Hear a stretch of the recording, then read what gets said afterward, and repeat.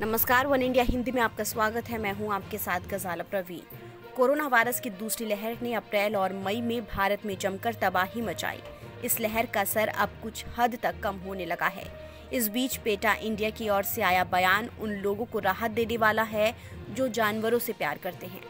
दरअसल कुछ जानवरों में कोविड-19 संक्रमण की पुष्टि होने के बाद लोगों को जानवरों से संक्रमण होने का खौफ सता रहा था। ऐसे में पेटा इंडिया के सीईओ मणिलाल वलियाते का दावा है कि जानवरों से मनुष्य में कोविड-19 संक्रमण का कोई मामला सामने नहीं आया है। साथ ही उन्होंने कहा कि कंपेनियन एनिमल यानी कि कुत्ता, बिल्ली और कम्युनिटी जानवरों में ऐसा नहीं देखा गया है।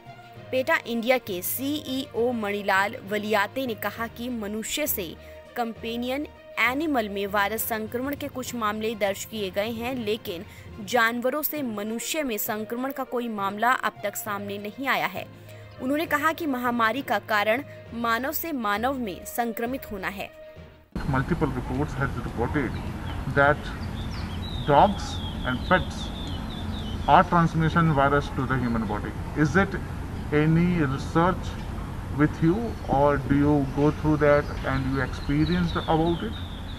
I don't think there is any authentic information as such as on today.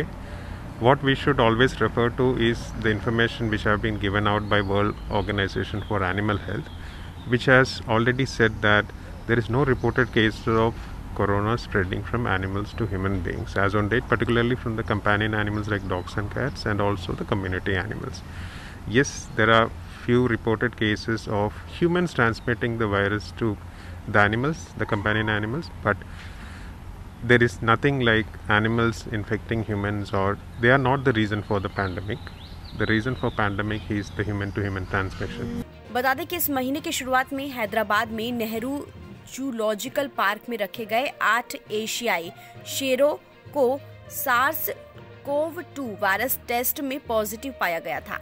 इनमें 4 शेर बाकी शेरनियां थीं, जिसके बाद चिड़ियाघर में उन्हें आइसोलेट कर दिया गया था। वहीं भारत में कोरोना वायरस के आंकड़ों पर नजर डालें तो एक दिन में 2,04,000 नए मामले दर्ज किए गए हैं। केंद्रीय स्वास्थ्य मंत्रालय ने रविवार को बताया कि देश में संक्रमण के कुल मामलों की संख्या बढ़कर 2,65,30,130 हो गई है।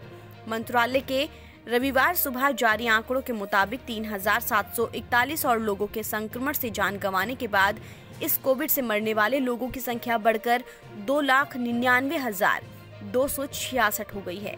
फिलहाल इस खबर में इतना ही। देश और दुनिया की तमाम खबरों के लिए आप बने रहिए वन इंडिया हिंदी के साथ।